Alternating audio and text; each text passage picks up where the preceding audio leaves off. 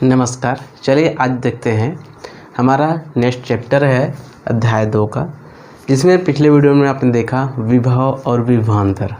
बहुत अच्छी तरह से बताने का प्रयास किया मैंने। और उस अध्याय में या उस वीडियो में एक स्टूडेंट ने मुझे कमेंट्स किया है कि क्या सर, यदि हम ऋण आवेश को विद्युत क्षेत्र या अनंत से लेके आएँ तो क्या होगा? क्या केवल धनात्मक आवेश को ही विद्युत क्षेत्र के अंतर्गत अनंत से लाया जा सकता है? नहीं। आप बिल्कुल सही प्रश्न पूछे। ऐसा ही मैं प्रश्नों का इंतज़ार करता हूँ कि कोई मुझे प्रश्न पूछे और आपका आंसर मैं दूँ। देखो, एक विद्युत क्षेत्र है, यहाँ पर प्लस क्यू आवेश रखा गया है। यदि अनंत से किसी धन आवेश को विद्युत क्षेत्र के किसी बिंदु तक लेके आया जाता है तो उसे क्या बोला जाता है? विभव। तो विभव दो प्रकार की होती है, एक तो धनात्मक विभव, एक होता है ऋणात्मक विभव, जिसके अंतर्गत ये वाला विभव है जिसे अनंत से एकांक धनावेश को अनंत से विद्युत क्षेत्र के किसी बिंदु तक लाने में जितना कार्य करना पड़ता है उसे धनात्मक विभव कहते हैं, क्योंकि यहाँ पर धन आवेश द्वारा काम किया जा रहा है। ठीक है, वैद्युत बल के विपरीत। यदि मैं यहाँ बोलूँ ऋण आवेश, ठीक है, यहाँ क्या कर दूँ मैं? ऋण आवेश रख दूँ, यहाँ पे धन आवेश। तो धन आवेश यहाँ पे लिखा गया है कि क्या धन आवेश को ही लाया जा सकता है? तो बिल्कुल सही प्रश्न पूछा है।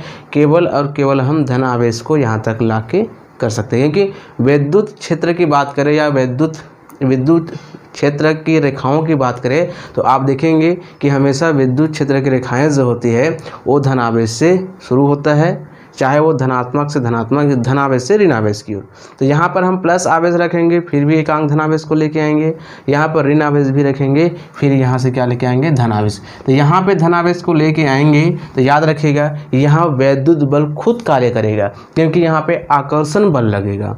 तो इसे बोलते हैं ऋणात्मक विभव, जिसमें ऋण आवेश के कारण लगने वाला बल, ऋण आवेश के कारण लगने वाला बल यहाँ ऋण आवेश रहेगा, लेकिन एकांक धन आवेश को अनंत से किसी विद्युत क्षेत्र में लाया जाएगा। ये आपका आंसर हो गया। तो चलिए शुरू करते हैं आपका आज का नया वीडियो, जिसमें हम पढ़ेंगे बिंदु आवेश के कारण किसी बिंदु पर विभव। प्रश्न कैसे पूछे जा सकते हैं? यहाँ पर जो प्रश्न पूछा जा सकता है कि स्थिर वैद्युत बल क्या है, किसी बिंदु आवेश के कारण किसी बिंदु पर विभव की गणना कीजिए। ये प्रश्न आपको पूछे जा सकते हैं। तो उस प्रश्न को हम कैसे बनाएंगे बहुत ध्यान से देखिएगा और समझिएगा। चलिए हम एक बात बताते हैं। ये हो गया, ये एक वो है जहाँ पर प्लस क्यू आवेश रखा गया है, और इस प्लस का क्यू आवेश से एक बिंदु है जहाँ पर ये O हो गया, यहाँ पर प्लस क्यू आवेश रखा गया है। सीधी सी बात है, यदि हम प्लस क्यू आवेश रखेंगे तो इसके आसपास क्या हो जाएंगे? एक विद्युत क्षेत्र का निर्माण हो जाएगा। अब इसी विद्युत क्षेत्र में R दूरी पर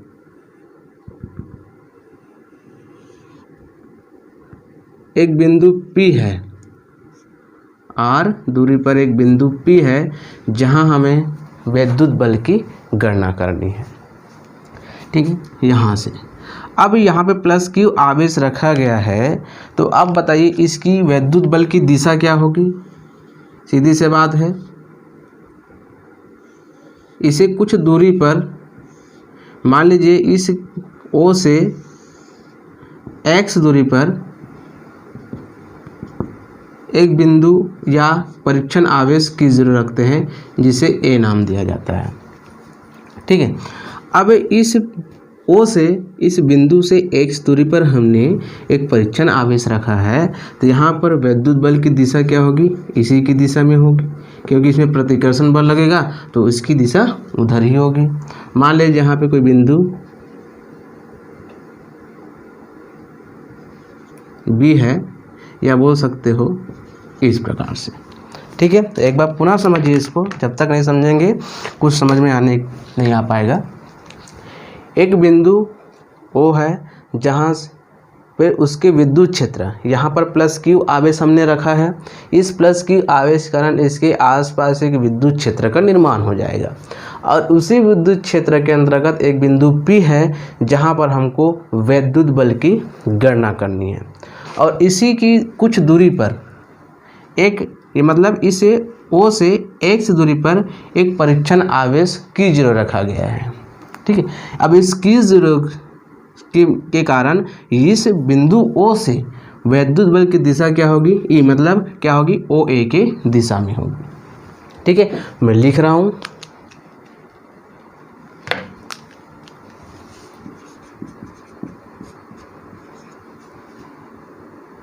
तो चलिए मैं फिर से आपको बता रहा हूँ। माना किसी बिंदु O पर प्लस Q आवेश रखा गया है जहाँ R दूरी पर विद्युत क्षेत्र में एक बिंदु P है जहाँ वैद्युत बल की गणना करनी है। अतः O से x दूरी पर परीक्षण आवेश Q0 स्थित है, तब वैद्युत बल की दिशा क्या होगी, OA के दिशा में होगी। अब हमको क्या करना है, इस Q0 के कारण, ठीक है, ये जो है Q0, या बोल सकते हो यहाँ पे अनुदिश होगी, जहाँ Q0 के कारण लगने वाला वैद्युत बल की गणना कैसे करेंगे, कूलाम के नियमानुसार।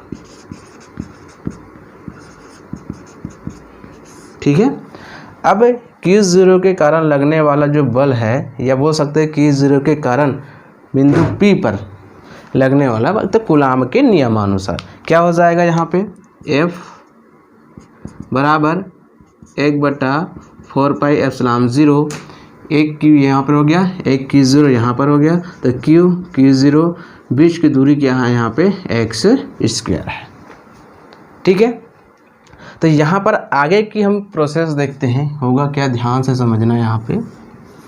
अब क्या करते हैं, इस Q0 को B तक लेके आते हैं, क्योंकि हमको बिंदु P पर विद्युत क्षेत्र मतलब वैद्युत बल की गणना करनी है। तो इस Q0 को कहाँ तक लेके आते हैं, B तक लेके आते हैं। तो परीक्षण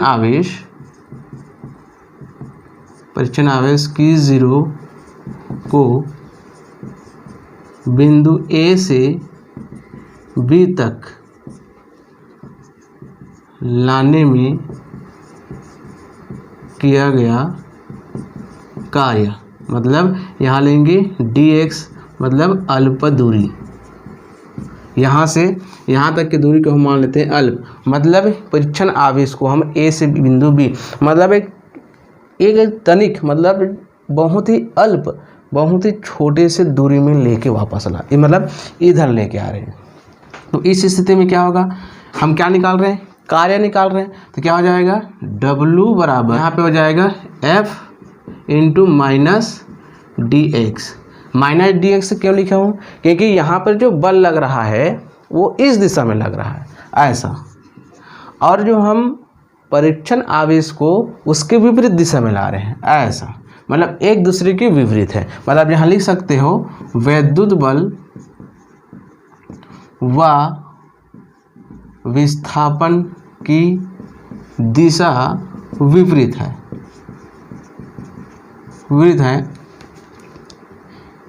या यहाँ पे सॉरी, यहाँ पे दूसरा प्रकार से लिख देता हूँ मैं, ऋणात्मक चिन्ह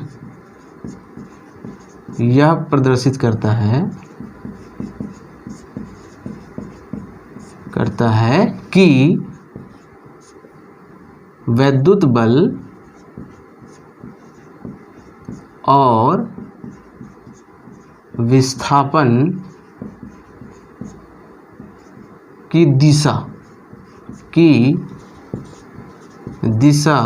विपरीत है, ये आप लिख सकते हैं। ठीक है, अब यहाँ पर आप देखिए ये हो गया W F into minus dx। अब हम क्या करेंगे, हमने केवल A को B तक लाए थे, तो ये वाला हो गया, मतलब अल्प दूरी लेके आए थे। तो आप क्या करेंगे, परीक्षण आवेश को बिंदु P तक लेके आएंगे, मतलब विद्युत क्षेत्र में लेके आएंगे। अब परीक्षण आवेश Q0 को विद्युत क्षेत्र में स्थित बिंदु P तक लाने में किया गया कार्य। पहले हमने कुछ दूरी लाकर देखे, इस प्रकार से निकला।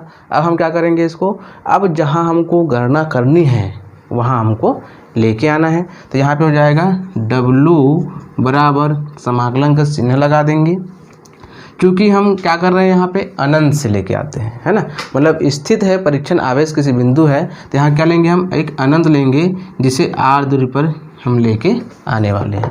कुछ दूरी मतलब यहाँ से यहाँ तक लेने वाले हैं। स्थित है, विभव की बात करते हैं तो मतलब O से हम x दूरी लिए हैं, लेकिन हम हमेशा क्या बोलते हैं कि एकांक धनावेश को अनंत से विद्युत क्षेत्र के किसी बिंदु तक लाने में किए गए कार्य, यही बोलते हैं। तो हम क्या लेंगे, ये वाला लेंगे ऋणात्मक, ये अनंत लेंगे। तो यहाँ पे क्या हो जाएगा, ये माइनस, ये वाला जो चिन्ह है ये माइनस यहाँ लिख देता हूँ। यहाँ पे हो जाएगा F × dx, ठीक है। अब यहाँ पर देखिए, इसको मैं यदि समीकरण 1 दे दूँ तो समीकरण 1 से हम मान रख सकते हैं, किसका मान रख सकते हैं आप, F का मान रख सकते हैं। तो समीकरण 1 से देखिए W बराबर है समाकलन का चिन्ह रहेगा। समाकलन मतलब छोटे छोटे अंशों का एक साथ समाकल करना, ये R हो जाएगा। यहाँ पे हो जाएगा 1/4πε0, यहाँ पे Q × Q0/x², ये हो जाएगा dx, ठीक है। अब देखिए ये वाला जो है भाग है, ये वाला और ये वाला, ये क्या हो जाएगा, बाहर निकल जाएगा, इसका हम समाकलन नहीं कर सकते। तो ये हो जाएगा -1 या Q/Q0 4πε0, ये निकल गया।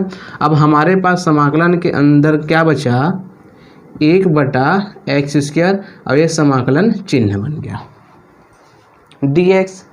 अब आगे की प्रोसेस हम यहाँ करते हैं, बहुत सिंपल है। अब देखिए समाकलन होता क्या है, मैं यहाँ बता देता हूँ। समाकलन का एक परिभाषा है 1/x⁴n है ना।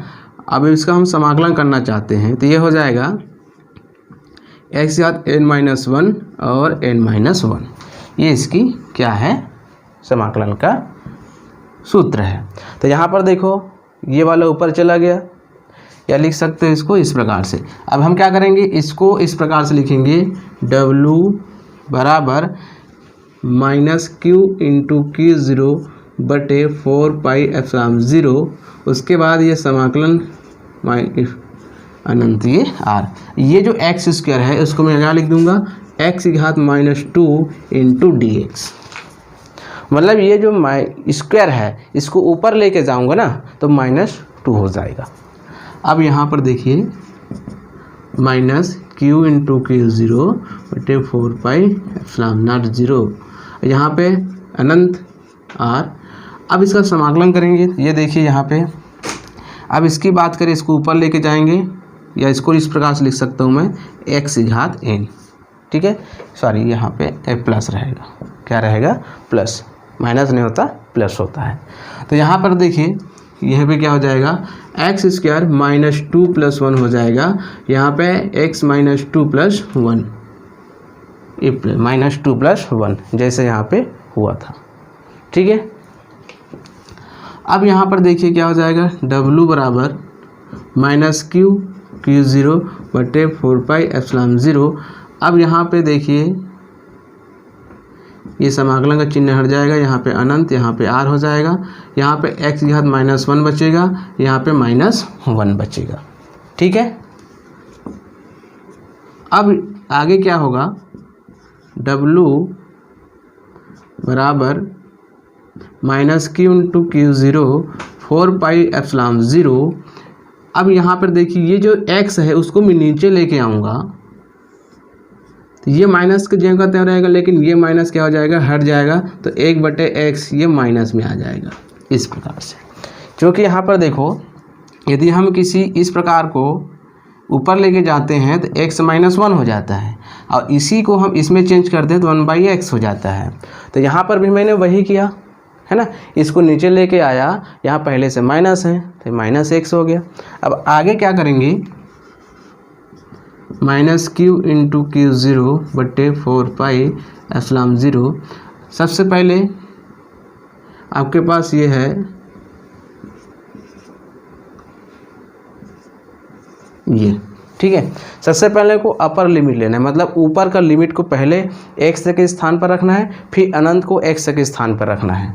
तो यहाँ पे हो जाएगा 1/- ये r हो जाएगा, और ये माइनस है, फार्मूला में भी माइनस होता है, तो ये माइनस, और जो फार्मूला में जो माइनस होता है वो माइनस माइनस या लिख सकते हो, यहाँ पे माइनस होगा, यहाँ पे हो जाएगा -1/∞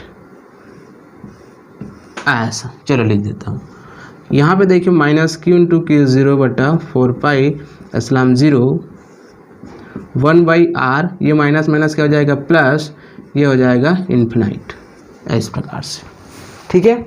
अब यहाँ पे आप देख सकते हो ये जो इन्फिनाइट है ना, 1/∞ बराबर क्या होता है, 0 होता है। तो इसका मान क्या हो जाएगा, 0 हो जाएगा। तो हम क्या लिख सकते हैं इसको, w बराबर -q × q0/4πε0, ये हो जाएगा 1/r। क्यों, ये वाला तो सॉरी यहाँ पे माइनस रहेगा, तो ये वाला माइनस, ये माइनस क्या हो जाएगा, प्लस हो जाएगा, तो ये माइनस कैंसिल हो जाएगा। तो हमारे पास कितना आया है, अभी हमारे पास इतना आया है, मतलब w बराबर q × q0/4πε0 1/r। यहाँ तक पहुँचे हैं। चलिए मैं इसको मिटा रहा हूँ, चाहे तो आप स्क्रीनशॉट ले सकते हैं।